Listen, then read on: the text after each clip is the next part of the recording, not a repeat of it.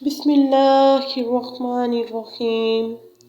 شروع اللہ کے نام سے جو بڑا مہربان نہایت رحم فرمانے والا ہے۔ سب دوستوں سے گزارش ہے کہ ایک مرتبہ درود پاک پڑھ لیں۔ ایک مرتبہ درود پاک پڑھنے سے اللہ پاک 10 مرتبہ رحمت نازل فرماتے ہیں۔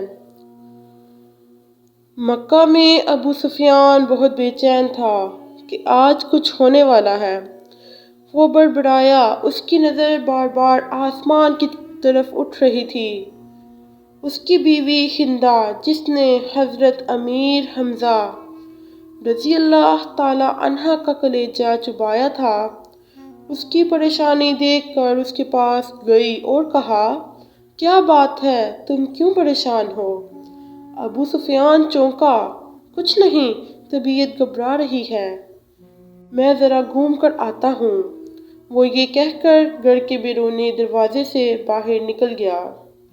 مکہ کی گلیوں میں سے گھومتے گھومتے وہ اس کی حد تک پہنچ گیا۔ اچانک اس کی نظر ایک وسیع و عریض میدان پر پڑی، جہاں ہزاروں مشعلیں روشن تھیں۔ لوگوں کی چہل پہل ان کی روشنی میں نظر آ رہی تھی اور بنبناہٹ کی آواز تھی جیسے سینکڑوں لوگ دھیمی دھیمی آواز میں کچھ پڑھ رہے ہوں۔ اس کا دل دہک سا گیا تھا۔ اس نے سوچا وہ قریب جا کر دیکھے گا کہ یہ لوگ کون ہیں۔ اتنا تو وہ سمجھ ہی چکا تھا کہ مکہ کے لوگ تو غافلوں کی نیند سو رہے ہیں اور یہ لشکر یقیناً مکہ پر چڑھائی کے لیے آیا ہوا ہے۔ وہ جانتا تھا کہ وہ لوگ کون ہیں۔ وہ آہستہ آہستہ چلتا چلتا اس لشکر کے کافی قریب پہنچ چکا تھا۔ کچھ لوگوں کو اس نے پہچان لیا تھا۔ یہ اس کے اپنے ہی لوگ تھے جو مسلمان ہو چکے تھے اور مدینہ ہجرت کر چکے تھے۔ اس کا دل ڈوب رہا تھا۔ وہ سمجھ چکا تھا کہ یہ لشکر مسلمانوں کا لشکر ہے اور یقیناً محمد مصطفیٰ صلی اللہ علیہ وآلہ وسلم اپنے جانثاروں کے ساتھ مکہ آ پہنچے ہیں۔ وہ چھپکے سے یہ حالات دیکھ رہا تھا کہ عقب سے کسی نے اس کی گردن پر تلوار رکھ دی۔ اس کا اوپر کا سانس اوپر اور نیچے کا سانس نیچے ہی رہ گیا تھا۔ لشکر کے پہرے داروں نے اسے پکڑ لیا تھا اور اب اسے بارگاہ رسالت صلی اللہ علیہ وآلہ وسلم میں لے جا رہے تھے۔ اس کا ایک ایک قدم کئی من کا ہو چکا تھا۔ ہر قدم پر اسے اپنے کرتوت یاد آ رہے تھے۔ جنگ بدر، جنگ احد، خندق، خیبر، سب اس کی آنکھوں کے سامنے ناچ رہے تھے۔ اسے یاد آ رہا تھا کہ کیسے اس نے سرداران مکہ کو اکٹھا کیا تھا کہ محمد مصطفیٰ صلی اللہ علیہ وآلہ وسلم کو قتل کر دیں، کہ کیسے نجاشی کے دربار میں جا کر تقریر کی تھی کہ مسلمان ہمارے غلام اور باغی ہیں، لہٰذا ان کو ہمیں واپس کر دو۔ کیسے اس کی بیوی ہندہ نے حضرت امیر حمزہ رضی اللہ تعالی عنہ کو اپنے ایک حبشی غلام کے ذریعے شہید کروایا تھا، سینہ مبارک چاک کروا دیا تھا اور ان کے ناک اور کان کو کاٹ کر گلے میں ان کا ہار بنا دیا تھا اور اب اسے انہی محمد کریم صلی اللہ علیہ وآلہ وسلم کی بارگاہ رسالت میں پیش کیا جا رہا تھا۔ اسے یقین تھا کہ اس کی روایت کے مطابق اس پر تشدد کیا جائے گا، اسے دہشت گرد قرار دے کر اس کا تہ کر دیا جائے گا۔ ادھر بارگاہ رحمت للعالمین صلی اللہ علیہ وآلہ وسلم و اصحاب رضوان اللہ اجمعین اکٹھے تھے اور صبح کے اقدامات کے بارے میں مشاورت ہو رہی تھی کہ کسی نے آ کر ابو سفیان کی گرفتاری کی خبر دی۔ اللہ اکبر! خیمے میں نعرہ تکبیر بلند ہوا۔ ابو سفیان کی گرفتاری ایک بہت بڑی خبر اور کامیابی تھی۔ خیمے میں موجود عمر بن خطاب رضی اللہ تعالیٰ عنہ اٹھ کر کھڑے ہو گئے اور تلوار کو میان سے نکال کر انتہائی جوش کے عالم میں بولے، اس بدبخت کو قتل کر دینا چاہیے، کیونکہ شروع سے سارے فساد کی جڑ ابو سفیان ہی رہا ہے۔ چہرہ مبارک رحمت للعالمین صلی اللہ علیہ وآلہ وسلم پر تبسم نمودار ہوا اور ان کی دلوں میں اترتی ہوئی آواز گونجی، بیٹھ جاؤ عمر، اسے آنے دو۔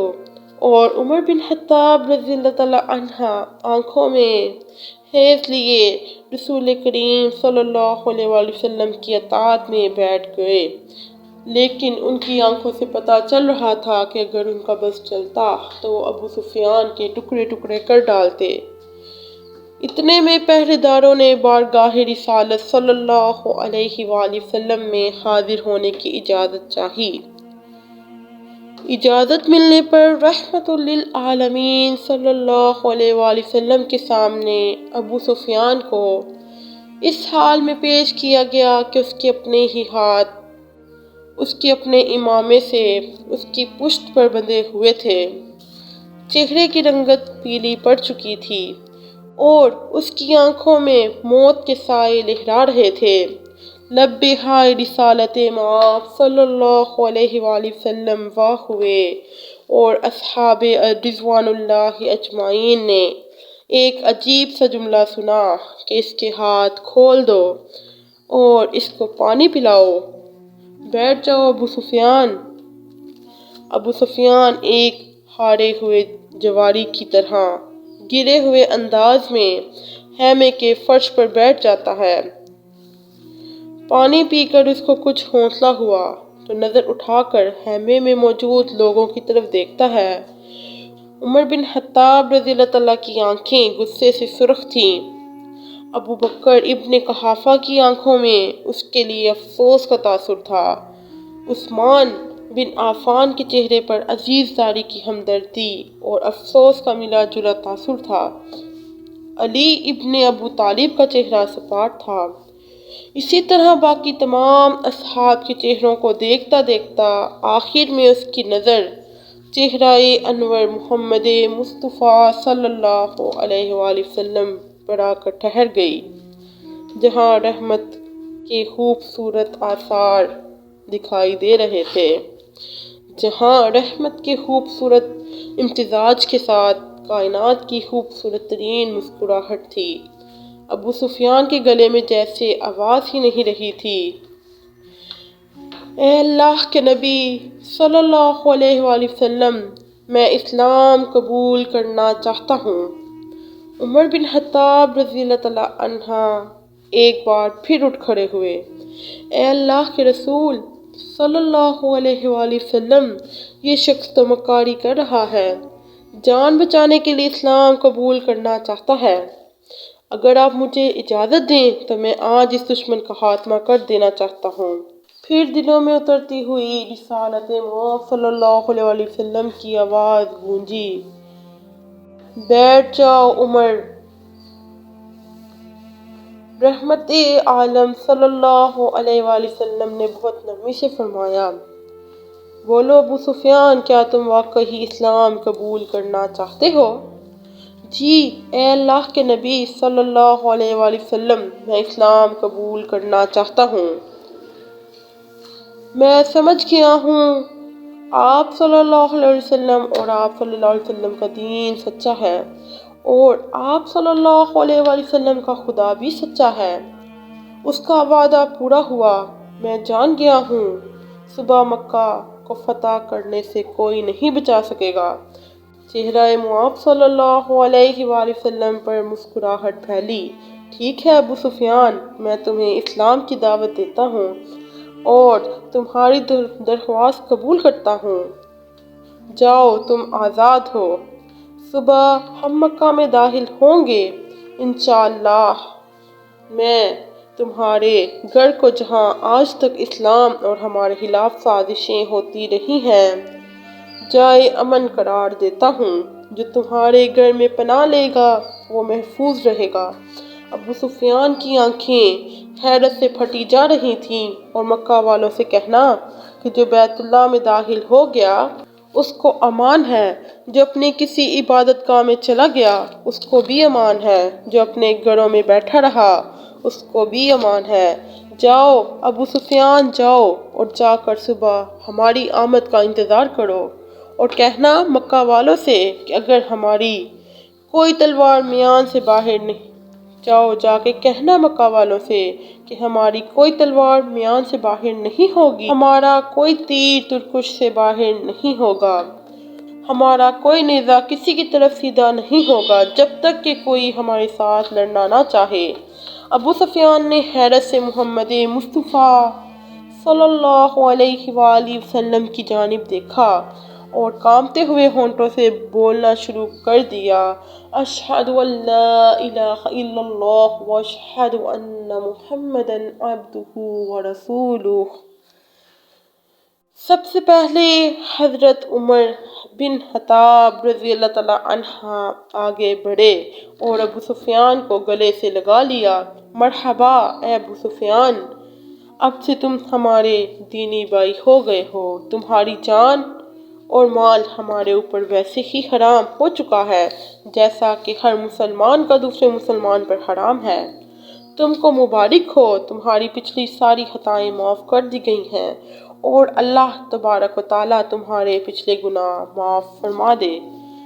ابو سفیان حیرت سے عمر بن خطاب رضی اللہ تعالیٰ عنہ کو دیکھ رہا تھا کہ یہ وہی ہے کہ جس کی آنکھوں میں چند لمحے پہلے نفرت اور غصہ تھا، جو اس کی جان لینا چاہتے تھے، اب وہی اس کو گلے سے لگا رہے ہیں اور بھائی بھی بول رہے ہیں۔ یہ کیسا دین ہے اور یہ کیسے لوگ ہیں؟ سب سے گلے ملنے کے بعد محمد عربی صلی اللہ علیہ وآلہ وسلم کے دستے انور پر بوسہ دے کر خیمے سے نکل گیا۔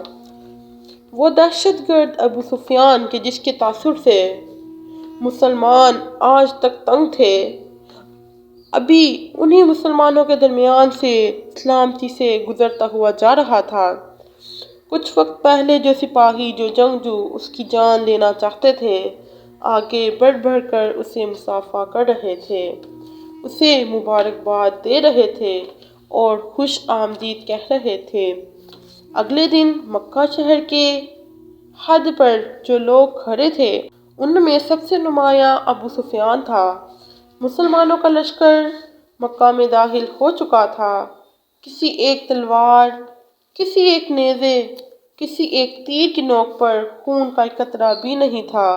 لشکر اسلام کو ہدایات مل چکی تھیں کہ کسی کے گھر میں داخل نہ ہوں، کسی کی عبادت گاہ کو نقصان مت پہنچانا، کسی کا پیچھا مت کرنا، عورتوں اور بچوں پر ہاتھ مت اٹھانا، کسی کا مال نہ لوٹنا۔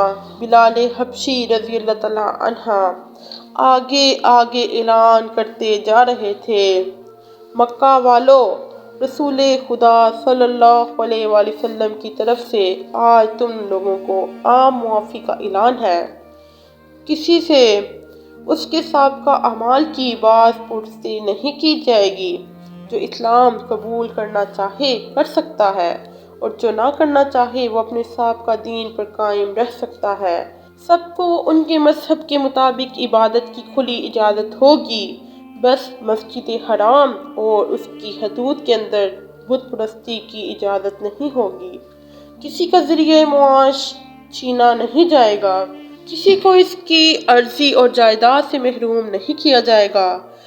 غیر مسلمانوں کے جان اور مال کی حفاظت مسلمان خود کریں گے۔ مکہ کے لوگوں، ہندا اپنے دروازے پر کھڑی دیکھ رہی تھی، لیکن اس کا دل گواہی دینے کو تیار نہیں تھا کہ اس کو حضرت امیر حمزہ رضی اللہ تعالیٰ عنہ کا قتل معاف کر دیا جائے گا۔